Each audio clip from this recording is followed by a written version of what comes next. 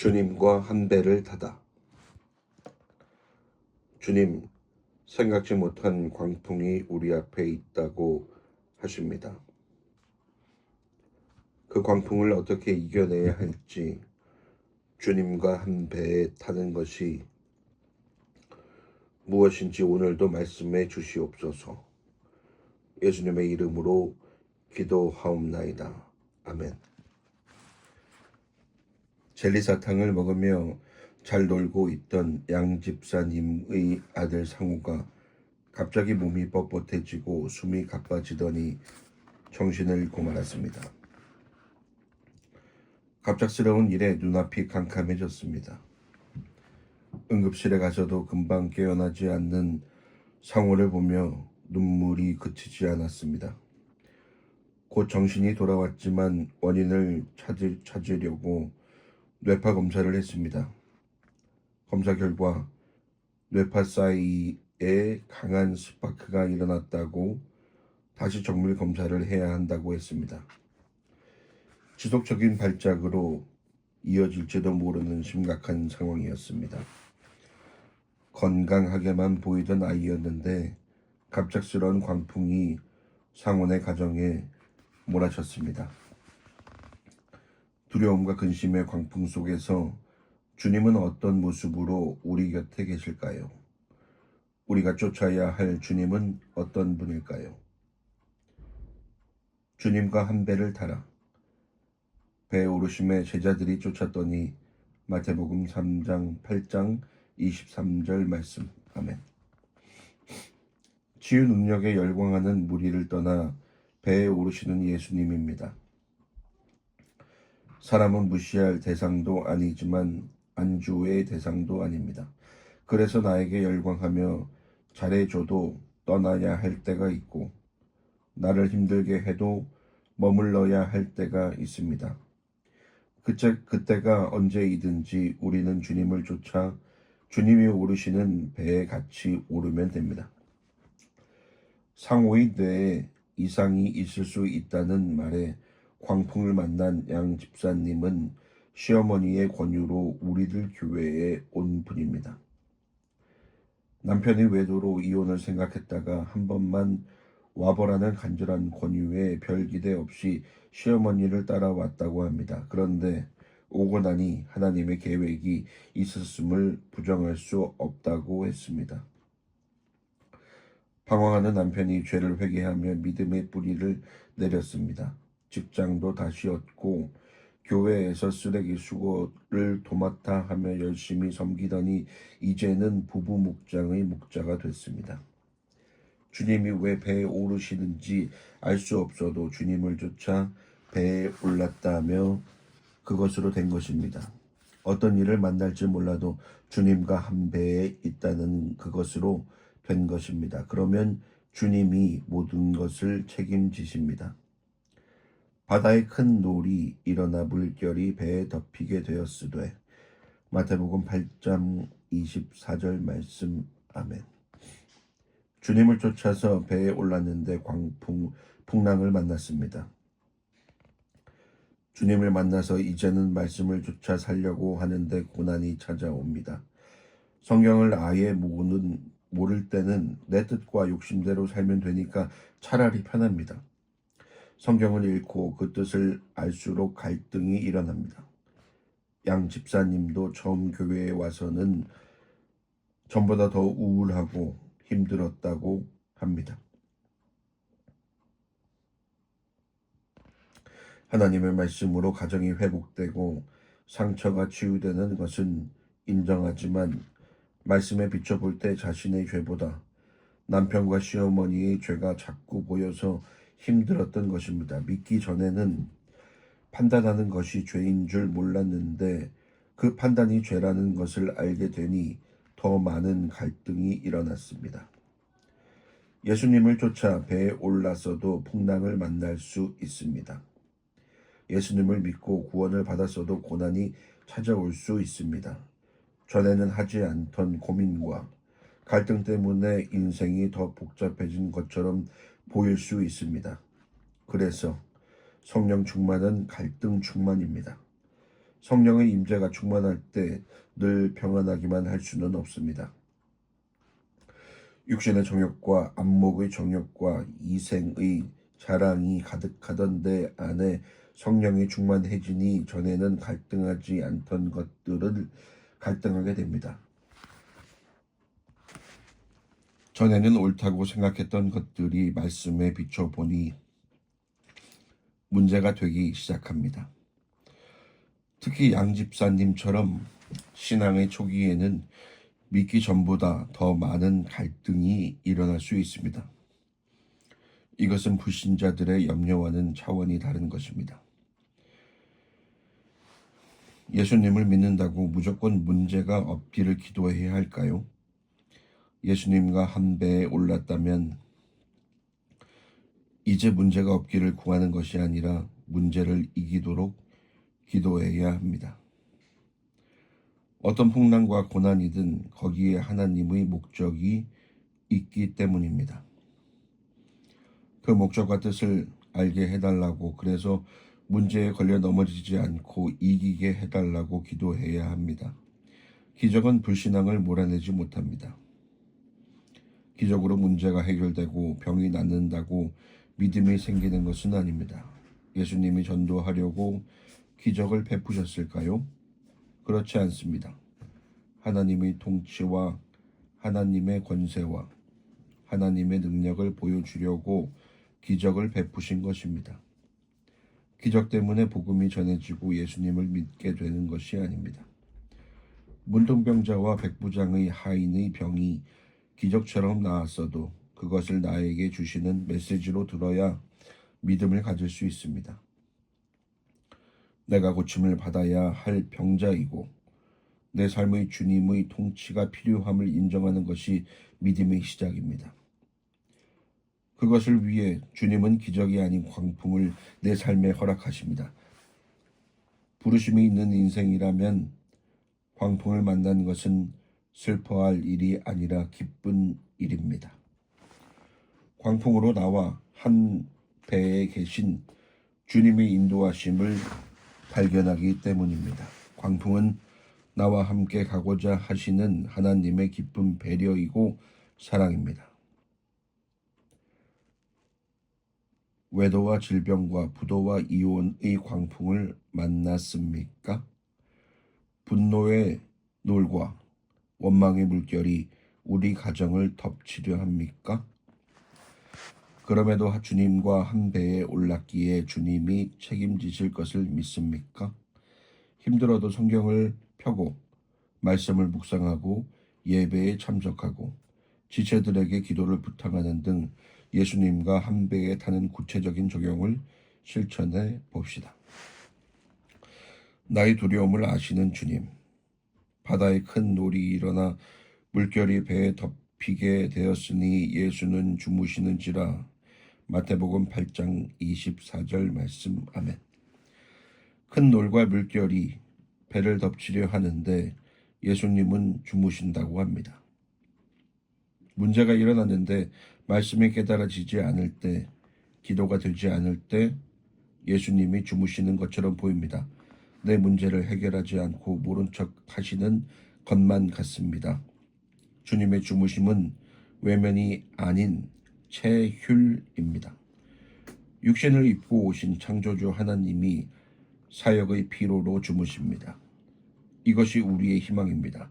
주님이 나처럼 피로와 아픔을 느끼셨다는 것이 우리가 주님을 신뢰할 수 있는 근거입니다. 나의 두려움과 슬픔을 몸소 체험해서 누구보다 잘 아시기에 우리는 주님을 신뢰해야 합니다. 그래야 왜 광풍이 찾아왔는지, 왜 주님이 주무시는지 그 뜻을 깨달을 수 있습니다. 주님은 피곤하면 잠잘 수밖에 없는 인간의 연약함을 체휼하기에 사랑을 아끼십니다. 자신의 연약함을 모르는 사람은 다른 사람을 아낄 수 없습니다. 창조주 예수님이 육신을 입고 오셔서 육체의 한계를 절절히 느끼시기에 사람을 아끼는 진정한 리더십을 발휘해야 하십니다.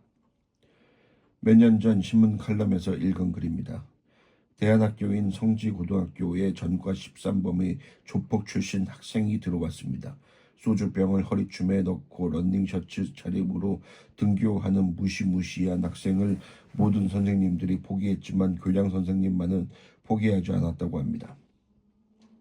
학교 행사가 있을 때마다 일부러 그 학생에게 진행을 맡겼습니다. 개교 기념일에는 표창장을 줬습니다.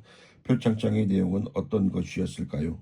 표창장 1, 2학년 아무개 위 학생은 앞으로 선행할 가능성이 있으므로 이 상을 주어 표창함. 종이로 된 상장을 주면 찢어버릴까 패널로 액자를 만들어 표창장을 줬습니다. 상장을 받아 든 부모님은 목이 메었습니다. 집에서 잘 보이는 곳에 상장을 걸어두고 사람들에게 자랑했습니다. 결국 전과 13범은 학생은 자격증을 3개나 따고 전문대학에 입학했다고 합니다. 리더십의 생명은 감동이라는 것이 이 칼럼의 주제입니다.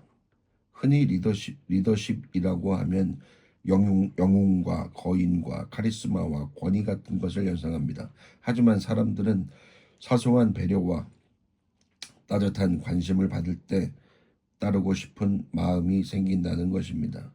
직장인도 상사의 따뜻한 모습에 감동을 받기 마련입니다. 아침 일찍 마주쳤을 때 밥 먹고 왔냐? 고 묻고 회식이 끝나면 아이 갖다 주라 며 케이크를 하나 건네는 상사에게 평생 따르고 싶은 충성심을 느꼈다는 기사를 읽었습니다. 어떤 회사원이 남미로 출장을 가 있는 중에 9.11 테러가 벌어졌습니다. 미국을 경유하는 비행기 표를 구하기가 어려웠고 $5,000가 더 비싼 유럽 경유편만 남아 있었습니다. 그때 비싸더라도 안전한 길로 돌아오라는 상사의 한마디가 충성할 마음을 가지게 했다고 합니다. 어떤 사람은 신입사원 시절에 등산하다가 사장님을 만났습니다. 사장님이 자신의 이름을 기억하고 아무개와 자주 얼굴 보는가? 하고 물었습니다. 그때 사장님에게 충성하고 싶다는 생각이 들었다고 합니다. 감동을 주는 리더십. 평생 따르고 싶게 만든 리더십은 이런 것입니다. 일이 아니라 사람이 우선될 때 리더십을 가질 수 있습니다. 사람을 아껴야 공동체의 자원하는 마음이 일어납니다. 사람을 아끼는 지도자가 리더십을 발휘합니다. 예수님이 나의 고난을 외면하고 주무시는 것 같아 두려워합니까? 나의 두려움과 연약함을 너무도 잘 아시기에 주무시는 것 같은 상황에서도 나를 위해 일하고 계심을 신뢰합니까? 가정과 직장에서 다른 이들의 아픔을 체휼함으로 리더십을 발휘하고 있습니까? 세상을 꾸짖는 믿음. 그 제자들이 나와 깨우며 가로되 주여 구원하소서 우리가 죽겠나이다. 예수께서 이르시되 어찌하여 무서워하느냐 믿음이 적은 자들아 하시고 곧 일어나사 바람과 바다를 꾸짖으시되 아주 잔잔하게 되거늘. 마태복음 8장 25절로 26절 말씀. 아멘. 믿음이 적은 제자들은 주님을 따르면서도 염려가 많습니다. 광풍 가운데 주님은 주무시는데 제자들은 잠을 못 잡니다. 거친 파도가 두려워서 아무리 피곤해도 잘 수가 없습니다. 저도 설교를 앞두고 잠을 설칠 때가 있습니다. 내일 꼭 살아나야 할 사람이 있을 텐데 설교의 은혜를 못 받으면 어쩌나 이런저런 생각에 잠을 못 잡니다. 잠을 제대로 못 자는 사람은 건강할 수가 없습니다. 어떤 사건이 와도 여전히 잘 자고 잘 깨는 사람이 건강한 사람입니다. 건강한 사람은 깰 시간에 깨서 일하고 잘 시간에 자는 사람입니다. 일을 안 하고 낮에 자면서 밤에 잠이 안 온다고 걱정하는 것은 어리석은 악수단입니다. 당연히 건강할 수가 없습니다. 영적으로 건강한 사람은 주님이 깨실 때 깨고 주님이 주무실 때 같이 잘 수 있습니다. 주어진 시간 동안 최선을 다해서 일한 사람은 언젠가 하나님이 부르실 때 아멘 주 예수여 오시옵소서 하고 갈 수 있습니다. 해야 할 일을 안 하고 건강한 삶을 살지 못했기 때문에 이대로는 못 죽어 하면서 안식을 못 누리는 것입니다. 구원의 주님이 바로 내 앞에 계시는데도 우리가 죽겠나이다 하는 형편없는 믿음입니다. 그래도 주님은 우리의 기도에 깨어나시고 응답하십니다. 광풍에는 주무셔도 제자들의 소리에는 깨시는 주님입니다. 두려운 상황에서 두려움을 느끼는 것이 잘못은 아닙니다. 그러나 그 두려움이 우리를 뒤덮게 하지는 말아야 합니다. 믿음이 적은 것이 두려움의 원인입니다. 적은 믿음이라도 주님을 흔들어 깨울 때 주님은 바람과 바다를 꾸짖는 권세로 우리의 광풍을 잠잠하게 하십니다. 광풍 가운데 주무시는 것도 제자들의 우는 소리에 깨어나 바람과 바다를 꾸짖으시는 것도 주님의 제자 훈련입니다. 광풍이 많을수록 많은 교훈을 배웁니다. 질병의 광풍과 실직의 광풍과 외도의 광풍 속에서 부모가 어떤 태도를 보이느냐가 자녀 교육을 결정합니다. 고난 속에서도 평강을 보이는 것이 가장 효과적인 전도이고 신앙 교육입니다. 광풍이 가정과 공동체를 덮칠 때 우리가 할 일은 주님을 깨우는 것입니다. 두렵고 힘들 때마다 말씀 묵상으로 주님을 깨우고 기도와 찬양으로 주님을 깨우는 것입니다. 바람과 바다를 꾸짖으시는 예수님의 권세에 나를 맡기고 그 말씀으로 두려움과 분노를 꾸짖어야 합니다. 어떤 환경도 말씀만 들어가면 잠잠해집니다. 자연을 통치하시고 병을 고치시는 주님입니다. 주님의 말씀으로 내 안의 불평과 미움의 바다, 증오와 무서움의 바다, 허풍의 바다, 안목의 정욕의 바람이 잠잠해집니다. 그 사람들의 기여기여 가로되 이 어떠한 사람이기에 바람과 바다도 순종하는고 하더라. 마태복음 8장 27절 말씀. 아멘. 말씀으로 나의 미움과 증오를 꾸짖어서 광풍이 잠잠해지면 주변 사람들이 놀라서 기이 여깁니다. 하나님이 정말 살아계신가 봐. 성경에 뭐가 있긴 있나 봐 하면서 예수님을 알고 싶어 합니다. 배우자가 바람을 피우는데 말씀을 묵상하면서 남편에게 문제가 있는 것이 아니라 사랑보다 욕심이 앞섰던 제가 죄인이라는 것을 알았어요 하고 고백하면 모두가 기이 여깁니다. 그것이 말씀으로 꾸짖는 것입니다. 꾸짖는다고 해서 성경 지식을 휘두르면서 다른 사람을 정죄하라는 것이 아닙니다. 고난 가운데 주님을 신뢰하면서 안 믿는 사람들은 죽었다 깨어나도 못할 용서와 사랑을 보이는 것이 잘 꾸짖는 것입니다. 그럴 때 나와 우리 가정을 위협하던 불평과 미움의 바람, 증오와 정욕의 바람이 순종합니다. 어느 목사님의 칼럼에서 이 세상을 멋지게 꾸짖는 택시기사의 이야기를 읽었습니다. 간혹 택시를 타면 경기가 좋지 못하다고 불평, 불만을 늘어놓는 기사들이 있습니다. 그런데 이 기사님은 지금까지 만났던 기사들과 달랐다고 합니다. 목적지로 가는 도중에 2번이나 길을 묻기에 왜 손님에게 가는 길을 일일이 물으세요? 라고 했습니다. 그러더니 손님마다 자기가 익숙한 길이 있는데 그 길로 가는 것이 손님에게 좋죠. 혹시 길이 막히더라도 저희 부담이 덜어지지 않을까요? 라고 했답니다. 다른 기사들과 너무 다른 반응에 흥미가 생긴 목사님은 요즘 경기가 어떠냐고 물어봤습니다. 다른 기사들은 대부분 투덜대는데 그분은 의외의 답변을 했습니다. 경기라는 것이 각자가 하기 나름이에요. 집에서 놀면 경기가 안 좋고 이렇게 열심히 달리면 경기가 좋아져요. 저는 경기가 좋습니다. 멋진 대답이기는 하지만 예상하지 못한 대답이어서 조금은 놀랐다고 합니다. 그때 차 안에서 라디오 방송이 흘러나왔는데 극동 방송이었습니다. 이렇게 좋은 찬송을 들으면서 운전하다가 가끔 전도도 할 수 있어요. 운전하면서 사는 것이 얼마나 좋은지 몰라요. 목사님이 그분에게 또 물었습니다. 운전하다 보면 짜증나는 일이 많지요? 그분은 물론 그렇게 대답했습니다.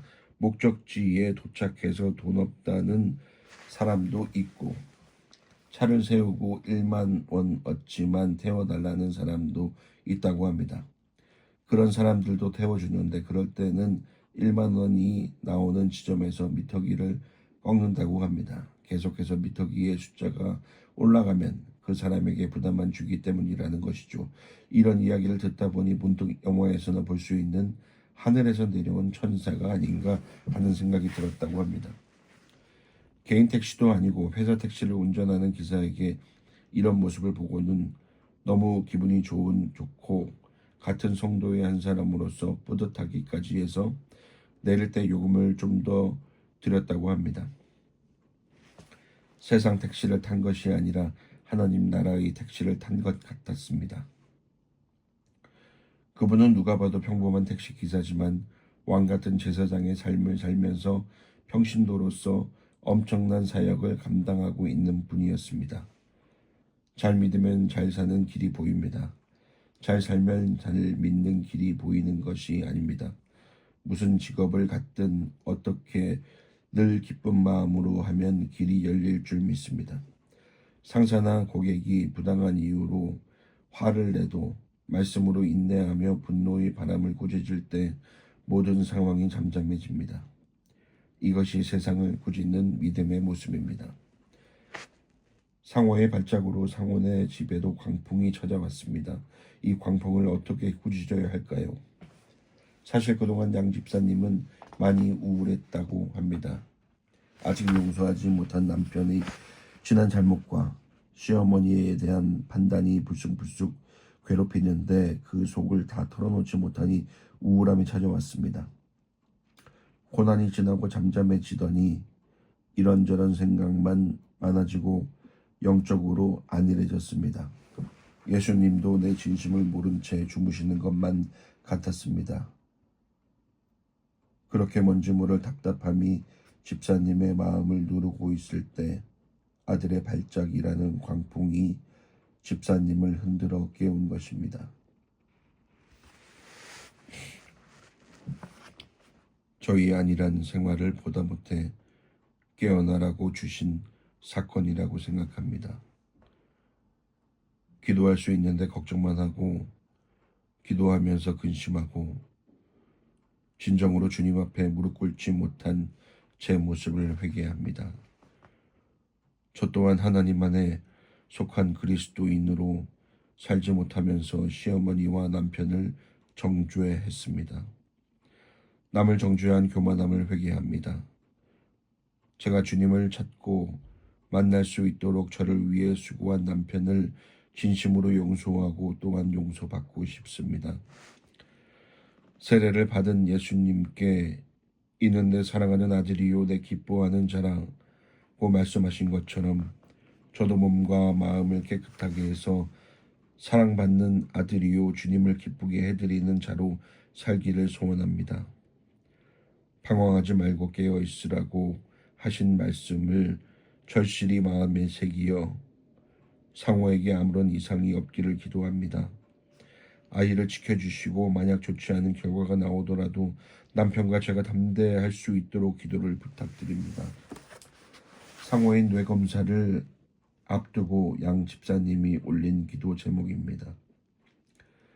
아들의 사건으로 자신의 안일함과 교만을 회개하고 용서를 구했을 때 마음속의 광풍이 잠잠해졌습니다. 신앙생활을 하면서도 해결되지 않던 우울함과 판단이 잠잠해졌습니다. 고난 없는 삶이 아니라 담대함을 구하는 성숙한 기도를 드리게 되었습니다. 일주일 뒤 상호의 뇌에서 아무런 이상이 발견되지 않았다는 고마운 소식을 들었습니다. 광풍 같은 사건에서 바람과 바다도 순종하는 주님의 권세에 의지의 두려움과 갈등을 꾸짖습니까? 아니면 죽겠나이다 하며 우울해하고 낙심만 합니까? 먼저 회개함으로 내 안의 광풍을 꾸짖을 때 모든 것이 잠잠해지는 것을 알고 있습니까? 난폭함은 온유함으로, 거짓은 정직으로, 원망은 화해로 꾸짖으며 세상이 기이 여기는 믿음을 보이고 있습니까? 가장 무서운 것은 내 안의 광풍입니다. 내 안에 요동하는 불신과 원망의 바람, 미움과 분노의 바다가 나를 뒤덮고 가정과 직장을 뒤덮는 것입니다. 어떤 광풍도 두려워하지 마십시오. 내 힘으로 꾸짖을 수도 다스릴 수도 없는 광풍 속에서 우리가 할 일은 주님을 깨우는 것입니다.